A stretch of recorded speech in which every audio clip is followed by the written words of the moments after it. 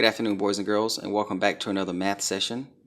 During this session, we'll be discussing inequalities, how to write them, how to graph them, and how to solve and compare them.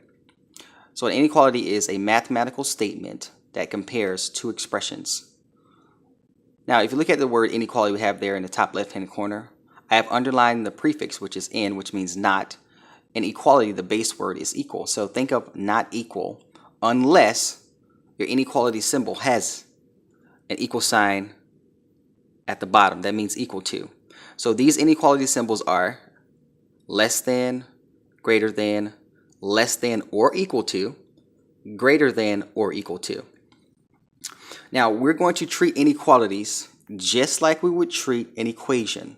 The only difference is now we have inequality symbols that we'll be comparing versus equal signs in an equation that compares.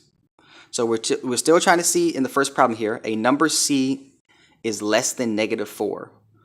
The directions are very directly the same, such as the directions would be write the word sentence as an inequality. Same set of directions as writing an equation from a word sentence. All right, let's go ahead and complete this, no longer using equal signs, but inequality symbols. A number C, we're going to use C, I'm going to identify that, is less than, well, I need to know what less than means. Less than symbol, -4. All right, let's go ahead and set that up and check to see if our actual statement is following this word sentence, our inequality statement. C needs to be less than -4. C is less than -4. Now you just go back and you verify, does this actually match the word sentence, your inequality? Is C less than -4? Yes, it is. All right, the next problem we have here. Look at that for a second. We've seen that before. It only now has an inequality symbol versus an equal sign.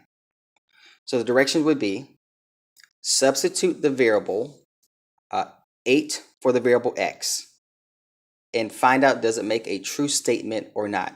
If it makes a true statement, that is a solution for this set. If it does not make a true statement, it's not a solution. So the directions are to tell whether, if you substitute 8 in for x, does this make a true statement or is it a solution? Let's go ahead and do that. Substitute 8 in for x now. We have 8 plus 1. We're going to see if that's going to be greater than 7. Let's solve this expression. 8 plus 1 is 9. Is 9 greater than 7? Yes, 9 is greater than 7. So yes, x equaling 8 is a solution for this inequality. It makes the true statement. All right, next form of problem we have here. We are now going to be also graphing our inequalities. Okay, so you see the inequality symbol there we have is greater than. It's also pointing in a direction such as to the right. Look at it as a bird beak. It's pointing to, or arrowhead. It's going to the right. I will inform you what the purpose is of that as well.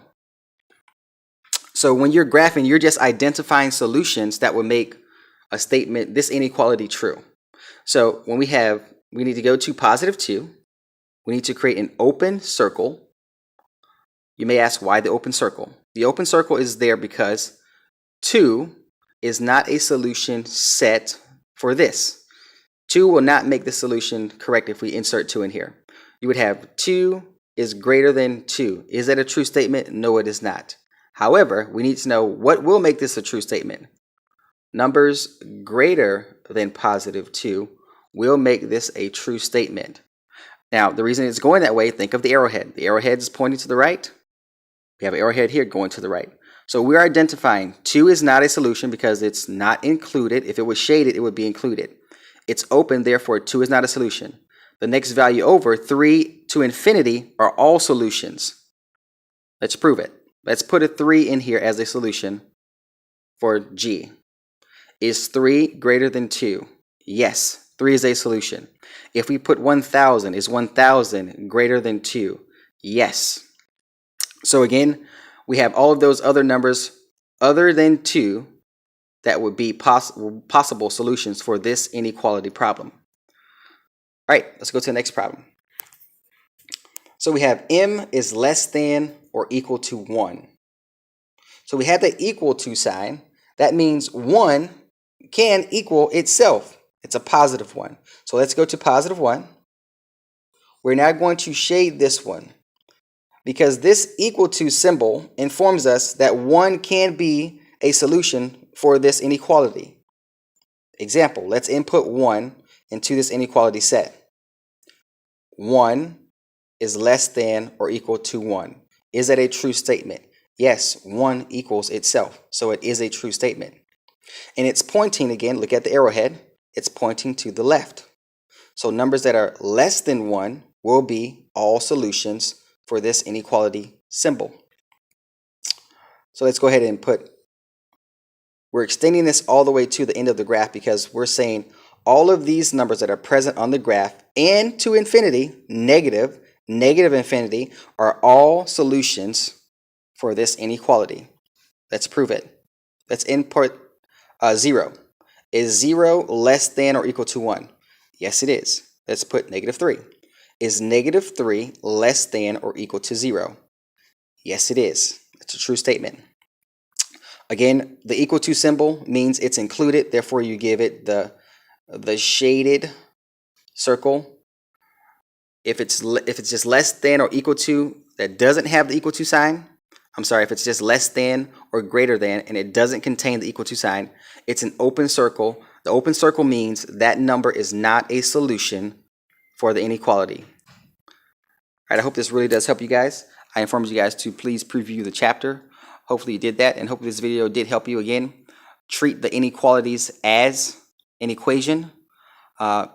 Again, the only thing that will be lacking now is the equal sign, unless you have the equal to sign at the bottom of your inequality symbol. All right, you guys have a great night.